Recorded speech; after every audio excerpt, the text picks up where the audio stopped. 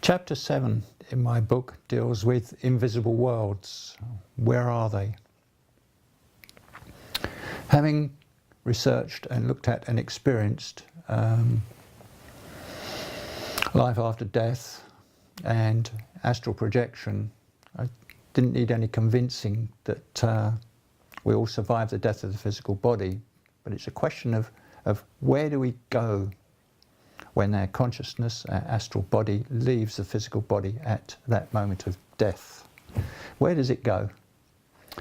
Well, the astral body, it vibrates at a different frequency to what the physical body vibrates, the harmonic frequency that enables it to fit in the same dimensions as the physical body. So therefore, I reasoned that it must go into another frequency at death.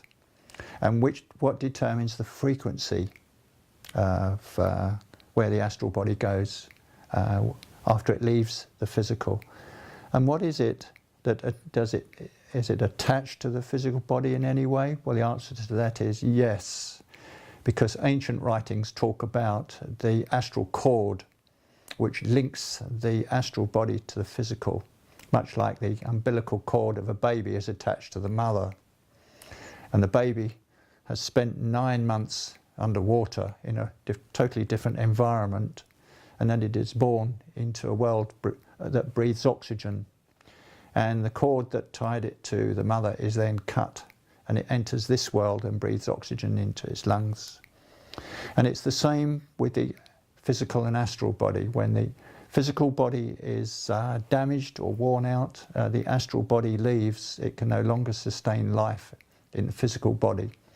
So the silver cord that is mentioned in the Bible, actually, as well as other ancient writings, the cord that attaches the astral body to the physical severs.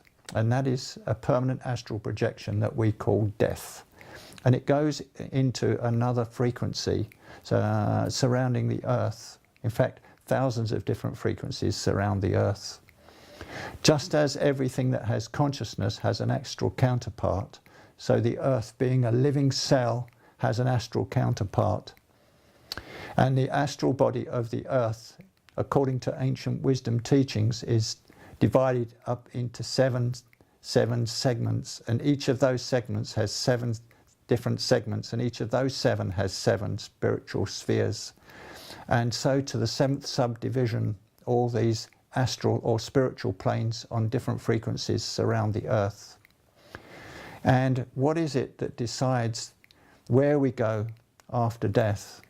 Well, it doesn't take long to discover that love is the key to everything in life. Love is the key that will open the doors of investigation.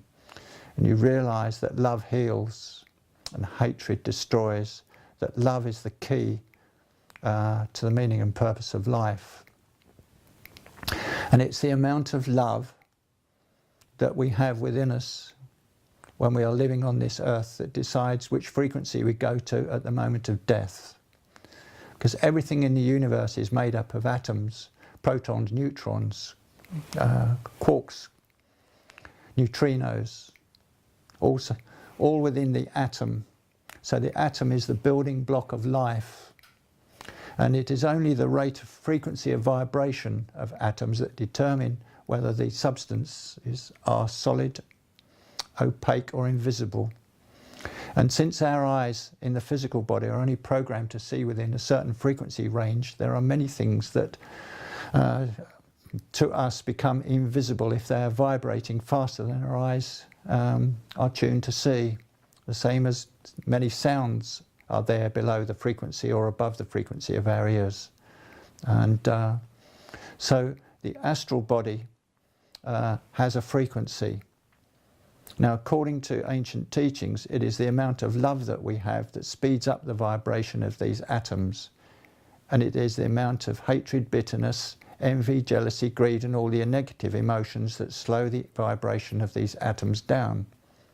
So hence, at the moment of death, the astral body goes to the frequency that it is vibrating at. So for example, if it's vibrating at 100 megacycles per second, it will go to a frequency that is 100 megacycles per second. Simple as that.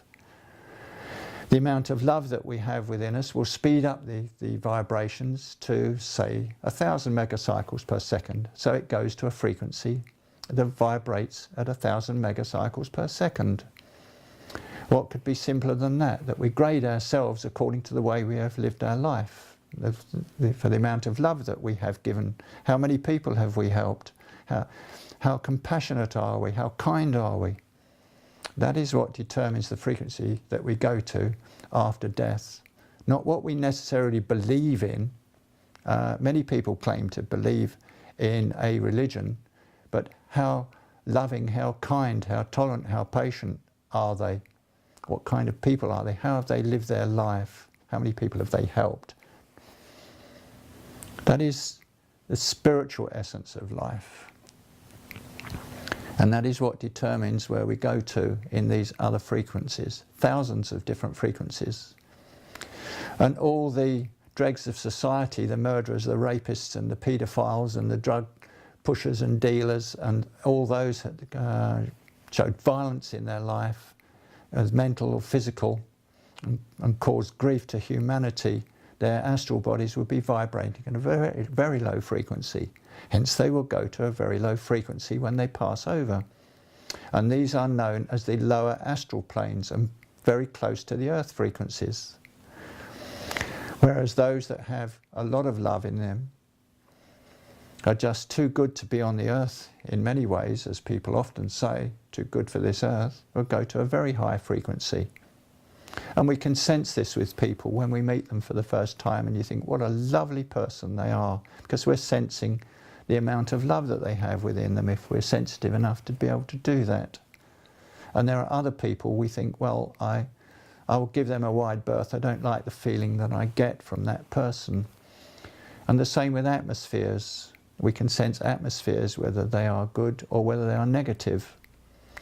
And that is because the frequency of energies within that place or within that building.